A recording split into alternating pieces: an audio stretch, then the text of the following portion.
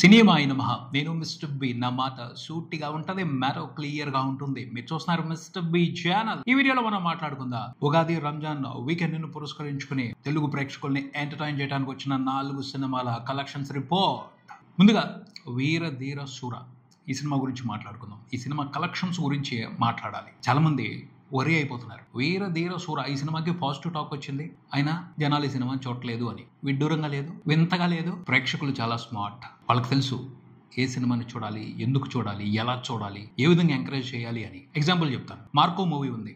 చాలా మంది రివ్యూలు చేసేవాళ్ళు ఆ సినిమా చూసి గగ్గోలు పెట్టారు, భయపడ్డారు, చిన్నపిల్లలాగా కంగారు పడిపోయారు, హైరానా పడిపోయారు. కానీ ఆ సినిమా టార్గెట్ ఆడియన్స్ ని ఎంటర్టైన్ చేసింది. బాక్స్ ఆఫీస్ దగ్గర సాలిడ్ రన్ కంటిన్యూ చేసింది. 100 కోట్లకు పైన గ్రాస్ చూసింది. ప్రేక్షకులకి తెలుసు వాళ్ళు చాలా ఇంటెలిజెంట్. ఎంటర్టైన్మెంట్ ని వాళ్ళు ప్రాపర్ గా అంచనా వేస్తారు. సినిమాలో ఎంటర్టైన్మెంట్ ఉంది, అది కరెక్ట్ గా ఉంది అంటే ఖచ్చితంగా వస్తారు. రివ్యూలతో సంబంధం లేకుండా వస్తారు. వాళ్ళ టాక్ వేరేగా ఉంటుంది, వాళ్ళకి వెళ్ళే మెసేజ్ వేరేగా వెళ్తది, సైలెంట్ గా వెళ్తది. దాన్నే పబ్లిక్ టాక్ అంటాం. వీర ధీర శూర ఈ సినిమాకి సంబంధించి అస్సలు పబ్లిక్ టాక్ లేదు. నిజంగా సినిమాలో ఇంప్రెసివ్ కంటెంట్ ఉంటే పబ్లిక్ టాక్ ఆ సినిమాని సైలెంట్ హిట్ చేస్తుంది. అందుకు చాలా ఎగ్జాంపుల్స్ ఉన్నాయి. పోనీ తెలుగులో కాంపిటీషన్ ఎక్కువ ఉంది, ఈ సినిమాకి సరిగ్గా ప్రమోషన్ జరగలేదు, అందుకని తెలుగు ప్రేక్షకులు పట్టించుకోలేదు అనుకోవచ్చు. మరి తమిళ ప్రేక్షకులకు ఏమైంది? తమిళ్లో కాంపిటీషన్ కూడా లేదు సినిమాకి పెద్దగా. ఎంపురాన్ మాత్రమే ఉంది. Empuraan dubbing cinema. తమిళ ప్రేక్షకులు ఈ వీకెండ్ లో ఎంజాయ్ చేయాలి అనుకుంటే విక్రమ్ వీర ధీర శూర మాత్రమే మెయిన్ ఆప్షన్ వాళ్ళకి. అయినప్పటికీ ప్రాపర్ గా చూడలేదు ఆ సినిమాని. ఎందుకు చూడలేదు? వాళ్ళు అలాంటి కంటెంట్ ఉన్న సినిమాల్ని చాలా ఎంకరేజ్ చేశారు. చాలా సినిమాలకి బ్లాక్ బాస్టర్లు ఇచ్చారు. అయినా ఈ సినిమాని ఎందుకు చూడలేదు? ప్రేక్షకులు మరీ అంత ఇన్నోసెంట్ పీపుల్ కాదు. వాళ్ళకి ఎంటర్టైన్మెంట్ ని అంచనా వేయటం తెలుసు. వీర ధీర శూర ఈ సినిమా కంటెంట్ లో తేడా ఉంది. అరుణ్ కుమార్ అంతకు ముందు సినిమాల్లో ఈ సినిమాని తీయలేదు. బోర్ కొట్టించాడు, సహనాన్ని పరీక్షించాడు, ఎక్స్పెరిమెంట్ చేశాడు. కాకపోతే అది ఎక్కువ మందికి నచ్చే ఎక్స్పెరిమెంట్ కాదు, వెరీ లిమిటెడ్ పీపుల్ కి నచ్చుద్ది. ఆ లిమిటెడ్ పీపుల్ కూడా ఎందుకు ఆ సినిమాని చూస్తున్నారు, బాగుంది అని రిపోర్ట్లు ఇస్తున్నారు అంటే విక్రమ్ పెర్ఫార్మెన్స్ కోసం. నేను ముందు నుంచి చెప్తున్నాను, విక్రమ్ ఒక ట్రాప్ లో ఉన్నాడు. ఆయన్ని ఆ ట్రాప్ లో ఫిల్మ్ మేకర్స్ వేసేశారు, లేదా ఆయనే ఆ ట్రాప్ లో పడిపోయాడో అర్థం కావడం లేదు. పెర్ఫార్మెన్స్ అని స్క్రీన్ ప్లే ని డ్రాగ్ చేస్తున్నారు, ఎంటర్టైన్మెంట్ ని కిల్ చేస్తున్నారు. దాని మూలంగానే ఆయన ఫ్లాపులు చూస్తున్నారు, సరైన కమర్షియల్ హిట్లు చూడలేదు. ఈ సినిమాలో కూడా అదే ఉంది. టూ మచ్ గా డ్రాగ్ చేశారు చాలా సీన్స్ ని, ఎంటర్టైన్మెంట్ లేదు. విక్రమ్ పెర్ఫార్మెన్స్ ని అప్రిషియేట్ చేయొచ్చు, బట్ అది సరిపోదు సినిమాలో వచ్చి కూర్చుని ఆడియన్స్ ఎంటర్టైన్మెంట్ ని ఎంజాయ్ చేయడానికి. సో నేను చెప్పేది ఏమిటి అంటే, పాజిటివ్ టాక్ కొంతమంది దృష్టిలో మాత్రమే ఈ సినిమాకి సంబంధించి ఉంది. పబ్లిక్ లో ఈ సినిమాకి సంబంధించి ఇంట్రెస్టింగ్ టాక్ క్రియేట్ అవ్వలేదు. ఇక్కడ ఒక విషయం అర్థం చేసుకోవాలి. ఎక్స్పెరిమెంట్ చేసినప్పుడు ఎక్స్పెరిమెంట్ కి తగ్గట్టుగానే కంటెంట్ ఉండాలి. కమర్షియల్ ఎంటర్టైన్మెంట్ ని తీసుకుని కమర్షియల్ ఎలిమెంట్స్ పెట్టుకుని దాంట్లో ఎక్స్పెరిమెంట్ చేస్తే తెక్కెక్కుద్ది, మామూలుగా ఎక్కదు. చిరాకు వస్తుంది, ఇరిటేషన్ వస్తుంది. అది జరిగింది ఈ సినిమాలో. అది నా ఒపీనియన్. ఆ సినిమాకి కలెక్షన్స్ ఎందుకు రావట్లేదు అనే దానికి సంబంధించి. మంచి సినిమాని ప్రేక్షకులు వదిలిపెట్టరు. తర్వాత ఎంపురాన్ మూవీ విషయానికి వద్దాం. ఈ సినిమాకి కలెక్షన్స్ బాగా వస్తున్నాయి. Tamil version, Telugu version, Hindi version సరిగ్గా నడవట్లేదు. మలయాళం వెర్షన్ మాత్రం దంచి వదిలిపెడుతుంది. రికార్డు బ్రేకింగ్ కలెక్షన్స్ ఎక్కడికక్కడ ఇచ్చేస్తున్నారు మలయాళం మూవీ లవర్స్. 3వ రోజున కూడా సినిమా రికార్డు బ్రేకింగ్ కలెక్షన్స్ రిపోర్ట్ చేసిందనే చెప్పాలి. 3 రోజుల టోటల్ కలెక్షన్ల గ్రాస్ వరల్డ్ వైడ్ చూసుకుంటే నియర్లీ 150 కోట్లు ఉంది. ఇంతకు ముందల ఏ మలయాళం సినిమా కూడా 3 రోజుల్లోనే 150 కోట్ల మార్క్ ని టచ్ చేయడం అనేది హిస్టరీలో జరగల, ఫస్ట్ టైం జరిగింది. అలా హిస్టారికల్ సంచలనాన్నే క్రియేట్ చేస్తా ఉంది మలయాళం ఫిల్మ్ ఇండస్ట్రీలో ఎంపురాన్ మూవీ. ముఖ్యంగా ఓవర్సీస్ నుంచి unexpected response. Malayalam film industry హిస్టరీలో ఇంతకు ముందల ఏ మలయాళం ఫిల్మ్ కూడా ఓవర్సీస్ నుంచి ఈ రేంజ్ లో కలెక్షన్స్ చూడలా.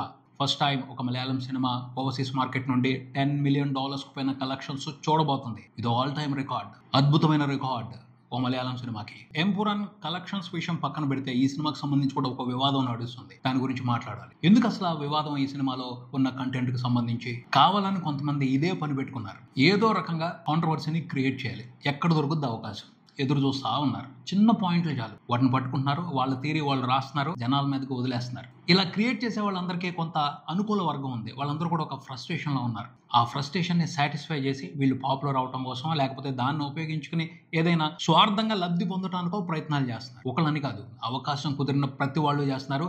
ఈ అవకాశవాదం చాలా దారుణంగా జరుగుతుంది ప్రస్తుతం అయితే సొసైటీలో. ఎవరు వదిలిపెట్టట్లా. మేధావులు కూడా అవకాశవాదులుగా మారిపోతున్నారు ఇలాంటి విషయాలకు సంబంధించి. ఏముంది అసలు ఎంపురాన్ మూవీలో? బ్రాడ్ మైండ్ తో చూస్తే ఏమీ లేదు, నేరో మైండ్ తో చూస్తే చాలా కనపడతాయి. నేరో మైండ్ తో చూస్తే ప్రతి చోట బూత్ కనపడుతుంది. బ్రాడ్ గా ఆలోచించి విశాలంగా చూస్తే, విశాలమైన దృష్టితో చూస్తే అంత పాజిటివ్ గానే కనపడుతుంది. ఎంపురాన్ మూవీలో ఒక పర్సన్ నే విలన్ గా చూపెట్టారు, ఒక వర్గాన్ని, ఒక మతాన్ని విలన్ గా చూపెట్టలేదు. బలరాజ్ పటేల్ అతను ఒక అవకాశవాది. అక్కడ క్రియేట్ అయిన సిచ్యువేషన్ ని తనకు అనుకూలంగా మార్చుకున్నాడు. తను ఎదిగాడు. అతను విలన్. అతను పృథ్వీరాజ్ సుకుమార్ అనే క్యారెక్టర్కి అన్యాయం చేశాడు. మోహన్ లాల్, పృథ్వీరాజ్ కలిసి అతని మీద పగ తీర్చుకున్నారు. అయిపోయింది. ఒక వ్యక్తి మీద మాత్రమే వాళ్ళు పగ తీర్చుకున్నారు. ఒక కులం మీద, ఒక వ్యవస్థ మీద, లేకపోతే ఒక సామాజిక వర్గం మీద, ఒక మతం మీద వాళ్ళు పగ తీర్చుకోలేదు. ఎందుకని మనం పాజిటివ్గా ఈ విషయాన్ని చూడలేకపోతున్నాం? ఎందుకంటే మనం ఆలోచించడం మానేసాం. ఎవడో ఆలోచించిన దాన్ని ఫాలో అవడం మొదలు పెట్టాం. వాళ్ళందరూ వాళ్ళకి నచ్చినట్టుగా జనాల్ని ఆడించడానికి వాళ్ళ ప్రయత్నాలు వాళ్ళు చేస్తున్నారు. వాళ్ళ అవకాశవాదాన్ని వాళ్ళు గట్టిగా జనాల మీద రుద్దుతున్నారు. సినిమాని సినిమాగా చూస్తే ఏ ఇబ్బంది ఉండదు. చూడలేదు, ఎక్కడ అవకాశం దొరుకుద్దా జనాల్ని రెచ్చగొడదాం, ఇదే ఆలోచిస్తున్నారు. ఎంపురాన్కి సంబంధించే కాదు, చావా మూవీకి సంబంధించి కూడా ఇలాగే జరిగింది.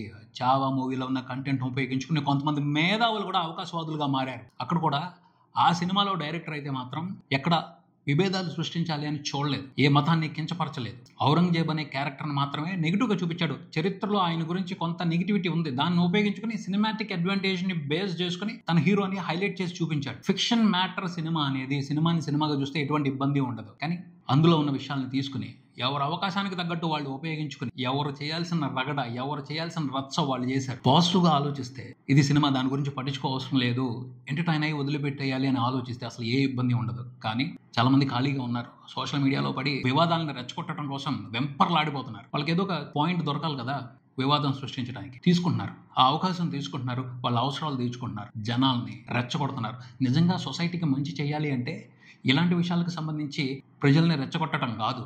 చాలా సమస్యలు ఉన్నాయి. ఆకలి ఉంది, పేదరికం ఉంది, వీటి మీద ఫైట్ చేయండి. వాటిని మార్చడానికి ట్రై చేయండి. దానివల్ల ఉపయోగం ఉంటుంది. వాటి జోలికి వెళ్ళడం.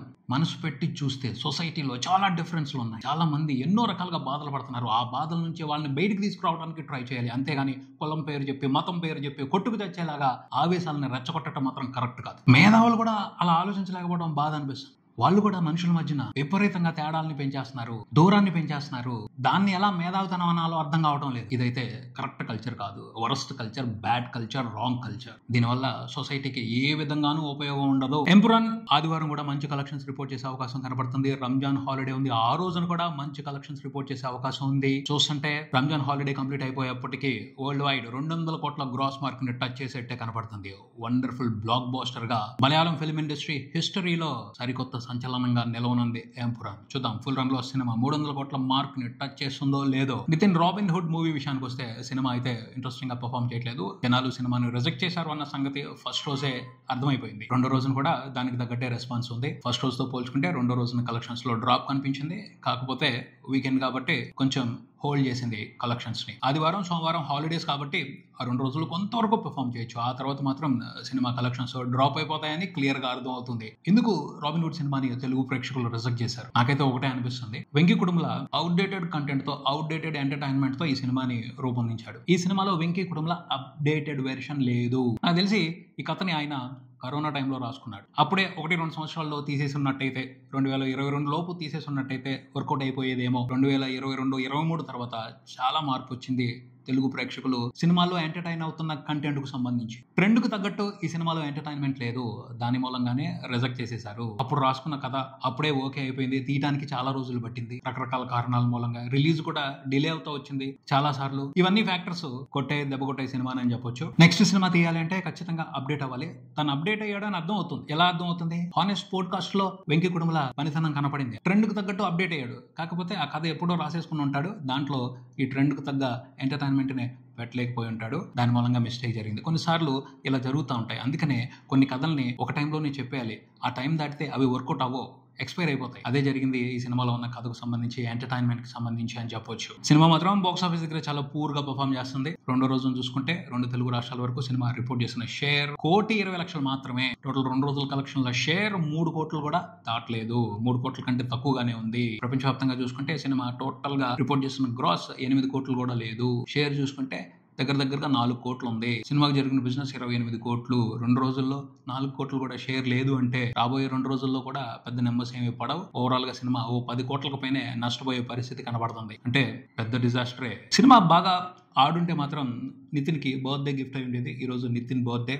Happy birthday Nitin. ఇంకా చూసుకుంటే మ్యాట్ స్క్వేర్ ఉగాది విన్నర్, అందులో అనుమానమే లేదు. ఇంకెవరు పోటీకి వచ్చే పరిస్థితి కూడా లేదు. మిగతా 3 సినిమాలు ఏ విధమైన పోటీ ఇవ్వటం లేదు. ఈ సీజన్ అడ్వాంటేజ్ ని కంప్లీట్ గా మ్యాడ్ స్క్వేర్ దున్నుకుంటుంది. Super strong hold. ఇంట్రెస్టింగ్ గా సినిమాకి సపోర్ట్ ఇచ్చేశారు. రెండో రోజున కూడా తెలుగు ప్రేక్షకులు 2 తెలుగు స్టేట్స్ లో రెండో రోజున కూడా నియర్లీ 5 కోట్ల షేర్ రిపోర్ట్ చేసింది. టోటల్ 2 రోజుల కలెక్షన్ ల షేర్ 2 తెలుగు రాష్ట్రాల వరకు చూసుకుంటే నియర్లీ 11 కోట్లు ఉంది. ప్రపంచవ్యాప్తంగా చూసుకుంటే 16 కోట్లు దాటేసింది. ప్రపంచవ్యాప్తంగా సినిమా 2 రోజుల్లో రిపోర్ట్ చేసిన గ్రాస్ 30 కోట్లు దాటేసింది. మూవీ టీం అయితే 37 కోట్లు వేసేసుకుంది. Sensational box office run mad square continue చేస్తుందనే చెప్పాలి. సండే హాలిడే, మండే హాలిడే, ఈ 2 రోజులు కూడా ఇంకా కుమ్ముకుంటది. సండే వచ్చే కలెక్షన్లతో సినిమా బ్రేక్ ఈవెన్ కూడా కంప్లీట్ చేసేసుకుంటది. సినిమాకి జరిగిన బిజినెస్ 21 కోట్లు సండే రిపోర్ట్ అయ్యే నెంబర్స్ తో సినిమా ఈజీగానే ఆ నెంబర్ ని క్రాస్ చేసే అవకాశం కనబడుతుంది. మండే నుంచి ప్రాఫిట్స్, సాలిడ్ ప్రాఫిట్స్ ని ఎంజాయ్ చేయబోతుంది మ్యాడ్ స్క్వేర్ మూవీ అని చెప్పొచ్చు. ఇది ఇక్కడికే మరో వీడియోతో మళ్ళీ కలుద్దాం. ఈ వీడియో మీకు నచ్చితే లైక్ చేయండి, మీ ఫ్రెండ్స్ తో షేర్ చేసుకోండి, మీ అభిప్రాయాన్ని కామెంట్ చేయండి, ఈ ఛానల్ ని సబ్స్క్రైబ్ చేయండి. నేను మిస్టర్ బి.